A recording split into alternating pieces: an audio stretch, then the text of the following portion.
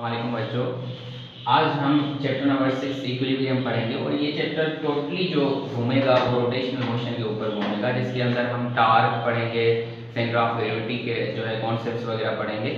तो इस equilibrium chapter को पढ़ने से पहले हमें जो है रोटेशनल मोशन का कॉन्सेप्ट होना चाहिए। और रोटेशनल मोशन में हम टोटली इंटायरली पढ़ते हैं डायनामिक्स, रिजिड बॉडी डायनामिक्स पढ़ते हैं। ठीक है बेटा, तो सबसे पहले हम पढ़ते हैं कि इस चैप्टर को टोटली अगर हम बोलेंगे ये चैप्टर रिजिड बॉडीज के ऊपर घूमेगा, रिजिड बॉडीज बेटा। अच्छा, अब बात होती है भाई रिजिड बॉडीज कौन सी होती हैं। तो रिजिड बॉडीज ऐसी बॉडीज को कहा जाता है जिसके जो मॉलिक्यूल्स होते हैं या जो उसके एटम्स होते हैं वो बहुत हायर इलास्टिक हों, बहुत हार्ड मॉलिक्यूल्स हों, तो उसको रिजिड बॉडीज बोलते हैं। अगर फिजिकली उसको स्ट्रक्चरल हम उस बॉडीज का देखें तो कुछ इस तरह से होता है कि देखें, अगर हमारे पास कोई बॉडी है और उसके इंटरनल दो पॉइंट्स ले लें हम ए और बी, और इन दोनों को एक लाइन ज्वाइन कर दी जाए इंटरनल पॉइंट्स को, और इसके दरमियान जो डिस्टेंस है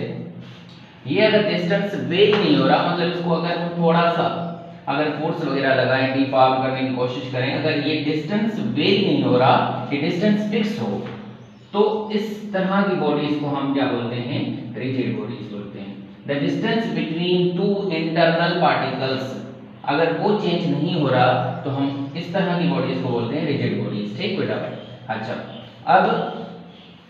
सबसे पहले हम पढ़ेंगे कि भाई ये ट्रांसलेशनल मोशन क्या होता है, उसके बाद हम पढ़ेंगे भाई रोटेशनल मोशन क्या होता है, उसके बाद प्लेनर मोशन क्या होता है, और रोटेशनल मोशन के अंदर ही पूरे टार के कॉन्सेप्ट्स चलेंगे। ठीक, तो ट्रांसलेशनल मोशन, ट्रांसलेशनल मोशन,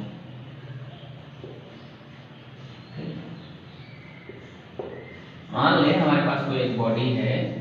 इस तरह की,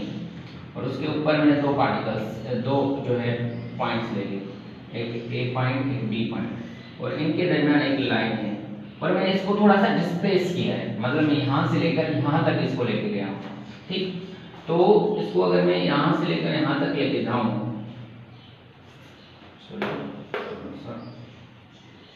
ऐसे करते हैं,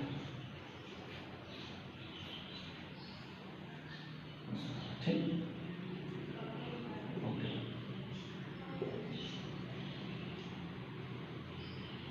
अच्छा, अगर मैं इसको इस बॉडी को मैं यहाँ से लेकर यहाँ तक अगर मैं इसको डिस्प्लेस करके ले गया, और ये जो लाइन ज्वाइन करती जा रही है इन दो पॉइंट्स को, अगर ये आपस में दोनों पैरेलल है, तो हम कहेंगे ये बॉडी जो है इसने ट्रांसलेशनल मोशन किया होगा। देखिए ये बॉडी, ये लाइन जो है, ये वाली लाइन और ये वाली लाइन, ये आपस में पैरेलल हैं, तो इसका मतलब है कि ये इस बॉडी ने एक ट्रांसलेशनल मोशन किया होगा, यानी कि इन लाइंस की पाथ क्या है, अगर पाथ चेक करना चाहें तो पाथ इनकी पैरेलल है, पाथ पैरेलल है, पर इसके ऊपर अगर आप मॉलिक्यूल्स देखें, इस लाइन के ऊपर से आप मॉलिक्यूल्स देखें या एटम्स देखें, तो इनका मोशन किस तरह है, कुछ लीनियर मोशन है, इस तरह से मोशन, लीनियर मोशन है, पाथ पैरेलल है पर मोशन कैसा है, लीनियर मोशन है, लीनियर मोशन, यानी कि स्ट्रेट पाथ में जा रहा है,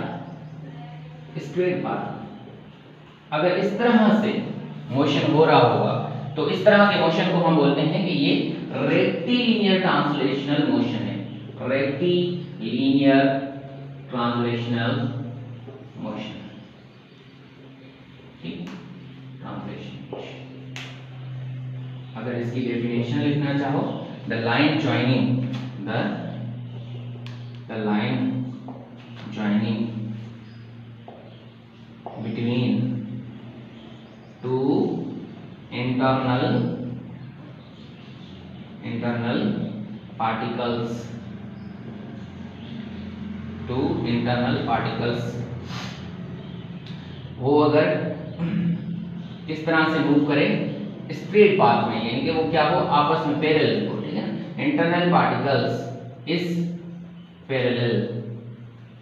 पैरेलल टू इटसेल्फ, ये before the motion, during motion and after motion.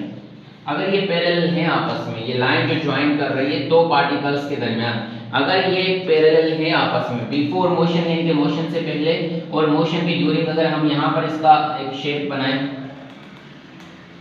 इस तरह से सॉरी इस तरह से इसका शेप बनाएं, ये